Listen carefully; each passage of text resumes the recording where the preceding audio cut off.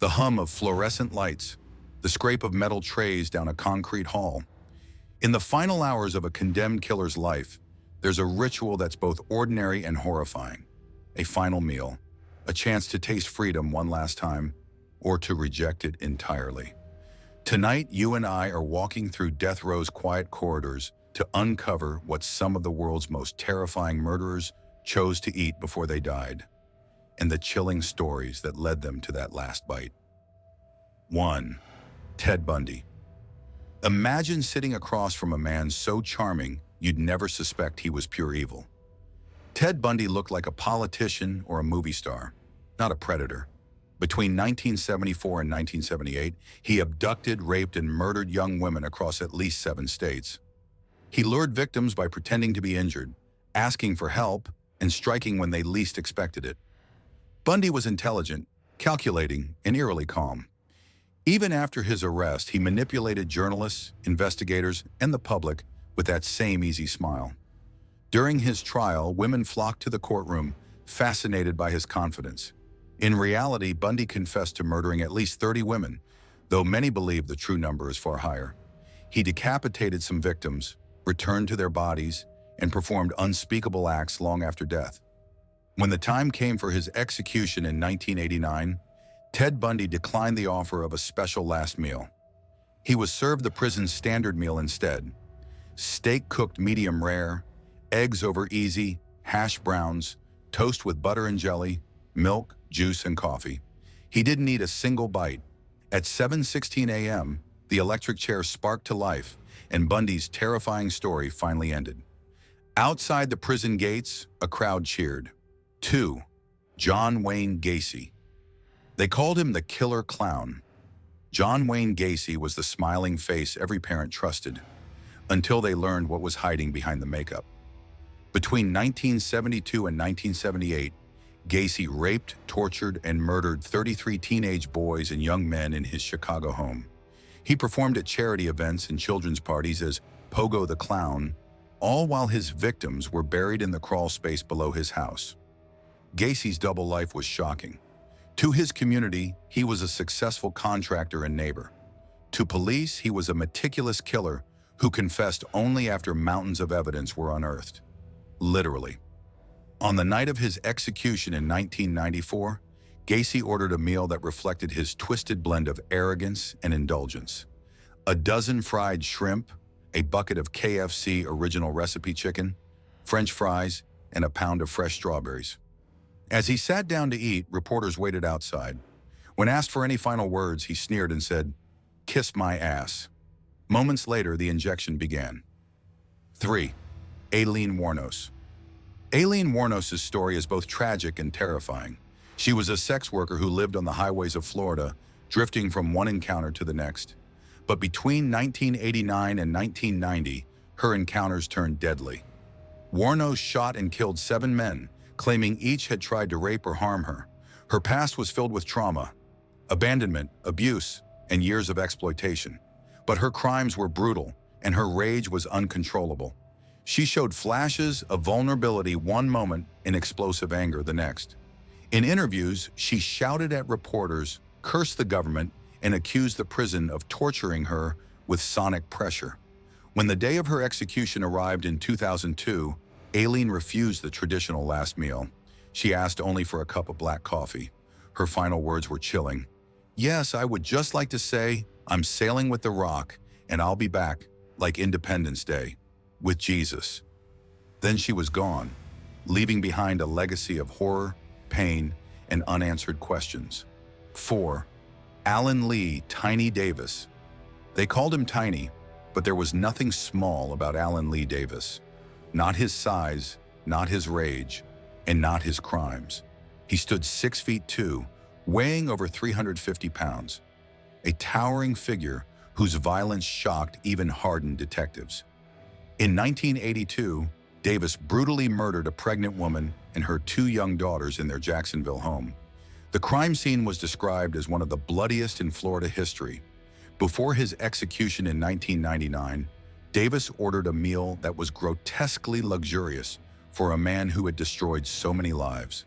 Lobster tail, fried potatoes, fried shrimp, fried clams, half a loaf of garlic bread, and a quart of root beer.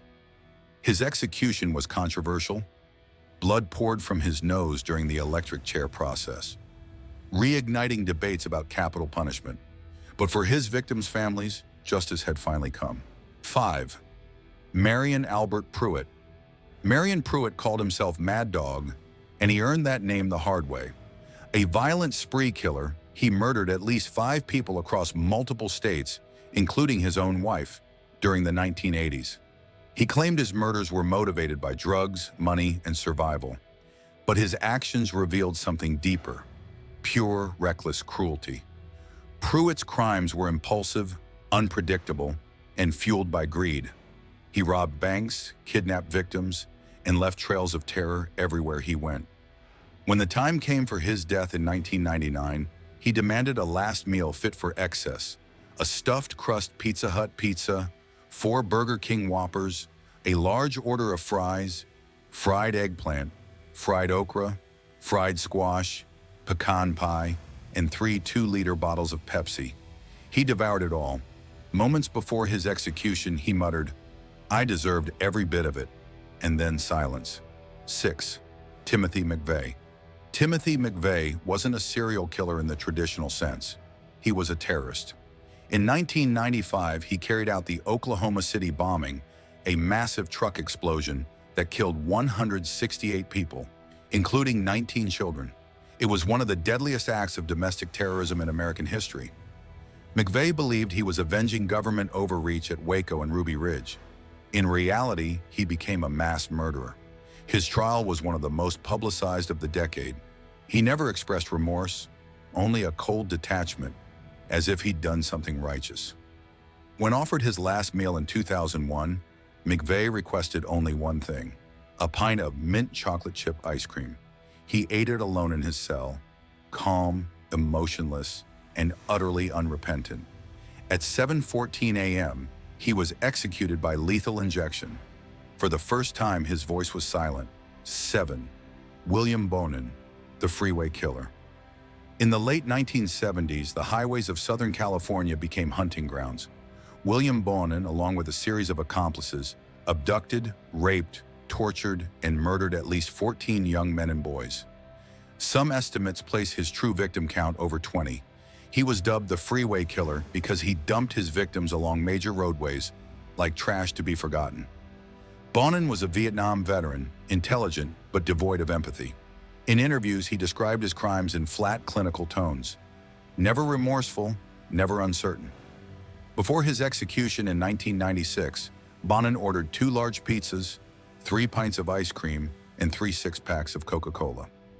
He was the first person executed by lethal injection in California, closing the chapter on one of its darkest stories. 8. Albert Fish, the Brooklyn Vampire. If hell had a name, it might be Albert Fish, a gray-haired, gentle-looking man who seemed harmless, until you heard what he'd done. In the 1920s and 1930s, Fish kidnapped, tortured, and murdered children across New York. He was also a cannibal. He sent letters to victims' families, describing in detail how he had cooked and eaten their children. Even the seasoned detectives who read his confessions were left traumatized. At his trial, Fish smiled as witnesses described his crimes. He claimed God had told him to kill. When the state executed him in 1936, his final meal was roast chicken. Simple, almost civilized. It's said that as the electric chair was activated, he whispered, "I don't even know why I'm here." 9. Ronnie Lee Gardner. Ronnie Lee Gardner's life was a cycle of crime, violence, and escape attempts. He killed 2 men, including an attorney, during a courtroom escape in 1985. His outbursts and defiance made him a symbol of chaos within Utah's justice system. Gardner was a man who thrived on spectacle. When offered a choice, he requested to die by firing squad, a method that hadn't been used in decades. Before his execution in 2010, he requested lobster tail, steak, apple pie a la mode, and 7-Up, which he ate while watching the Lord of the Rings trilogy. At dawn, he was led to a chair surrounded by sandbags, a hood placed over his head, and 5 riflemen took aim. He was dead in seconds. 10. Danny Rolling, the Gainesville Ripper.